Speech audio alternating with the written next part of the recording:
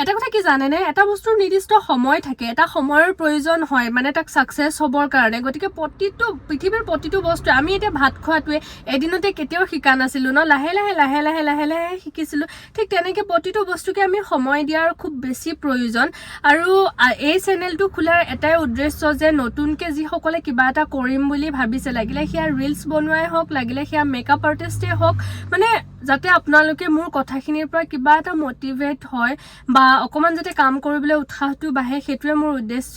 আৰু মোক যদি আপোনালোকে সোধে যে সেই আগৰ ববিজনীৰ পৰা আজিৰ এই ববি অসম কেনেকৈ হ'লো, এই জাৰ্ণিটো মোৰ কাৰণে খুব বেছি কষ্টকৰ, বহুত বেছি দুখ লগা এটা জাৰ্ণি, যিটো মই আপোনালোকৰ লগত আগলৈ বাৰু কেতিয়াবা শ্বেয়াৰ কৰিম।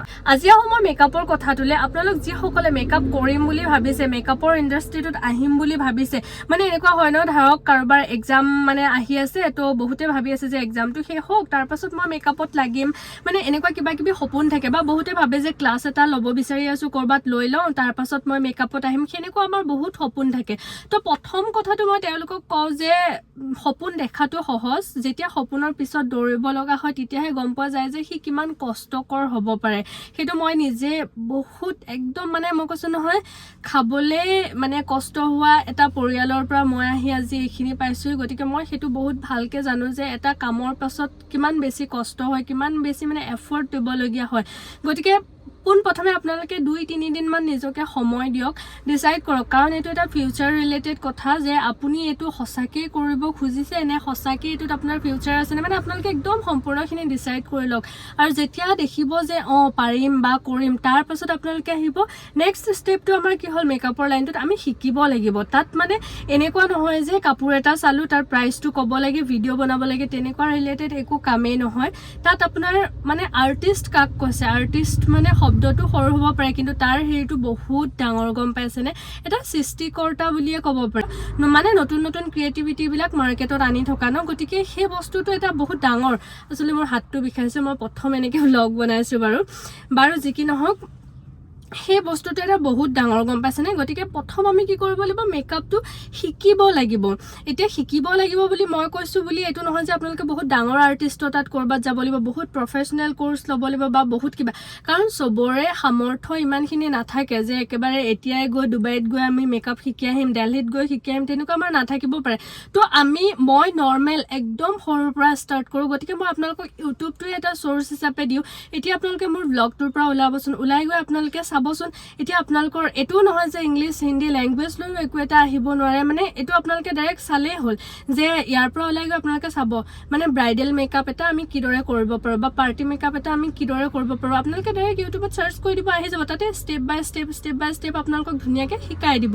তো আপোনালোকৰ বেচিকটো ইয়াতে কমপ্লিট হ'ব। মানে মইতো এটা কথা ভাবোঁ, আপোনালোকে যেতিয়া কাৰোবাৰ তাত ফুল কোৰ্চ এটা ল'ব যায়, সেইটো একদম কম দিনৰ থাকে ন, কেতিয়াবা 15 দিন 12 দিন এমাহৰ থাকে। তো মই ভাবোঁ সেই তাত গৈ পোৱাৰ আগত আপোনালোকে যদি বেচিকটো এনেদৰে যদি ঘৰৰ পৰা অলপ ষ্ট্ৰং কৰি লৈ যায়, তো তাত কথাটো কোৱাৰ লগতে কেটচ কৰিব আৰু সোনকালে আপোনালোক ছাকচেছ হ'ব পাৰিব। গতিকে প্ৰথম ষ্টেপ আপোনালোকৰ এইটো, যিসকলে মানে আপকামিং মেকআপ আৰ্টিষ্ট হ'ম বুলি ভাবিছে, প্ৰথমতে আপোনালোকে নিজকে 2-3 দিনমান সময় দিয়ক। সময় দি আপোনালোকে ডিচাইড কৰক যে সঁচাকৈ পাৰিম নে, সঁচাকৈ কৰিম নে।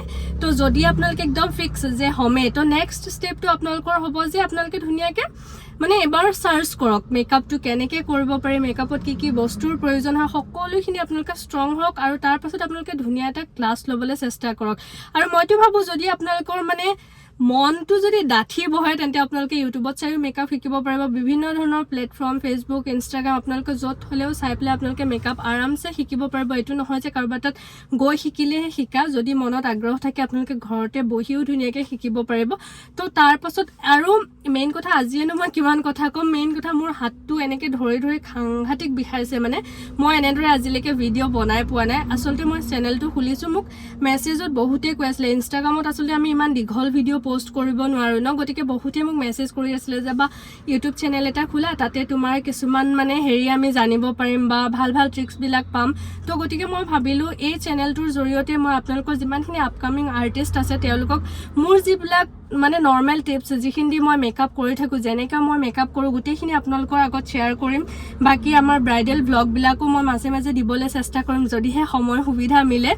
বাকী আপোনালোকৰ মানে প্ৰতিটো মেকআপৰ লগত যিটো ধাউতি আছে সেইটোক মই আৰু অকণ, যদি আপোনালোকে 50% আছে তেন্তে মই সেইটো 100% কৰি দিয়াত একদম নিশ্চয় সহায় কৰিম। মানে এই চেনেলটোৰ জৰিয়তে আপোনালোকৰ কনফিডেন্স লেভেলটো যিমান পাৰোঁ মই হাই কৰিবলৈ চেষ্টা কৰিম আৰু মেকআপৰ নতুন নতুন টিপছ এণ্ড ট্ৰিক্সবিলাক মানে শিকাবলৈ চেষ্টা কৰিম আৰু কেনেকৈনো এটা মেকআপ পাৰফেক্টলি আমি কৰিব পাৰোঁ বা এগৰাকী কইনা আমি কেনেদৰে সজাব পাৰোঁ সম্পূৰ্ণখিনি মই বিনামূলীয়াকৈ এইটো চেনেলতে মানে আপলোড কৰিম বুলি ভাবিছোঁ। গতিকে আপোনালোকে যোনে যোনে নতুনকৈ চাই আছে চেনেলটো তেওঁলোকে ছাবস্ক্ৰাইব কৰি থৈ যাব আৰু যোনে যোনে মেকআপ ভাল পায় তেওঁলোকেতো একদম মানে বেল আইকনটো দবাই থ'ব যাতে একদম প্ৰতিটো ভিডিঅ' আপোনালোকে ফাৰ্ষ্টতে পায়। বাৰু যি কি নহওক হাতখন সাংঘাতিক বিষাইছে, আজিলৈ মই ভিডিঅ'টো ইয়াতে ৰাখি থৈছোঁ বাৰু। কি নতুন নতুন ভিডিঅ' লৈ মই আপোনালোকৰ মাজলৈ যিমান পাৰোঁ সোনকালে আহি থাকিম আৰু মইতো চেষ্টা কৰিম সদায় যাতে এটা ভিডিঅ' দিব পাৰোঁ।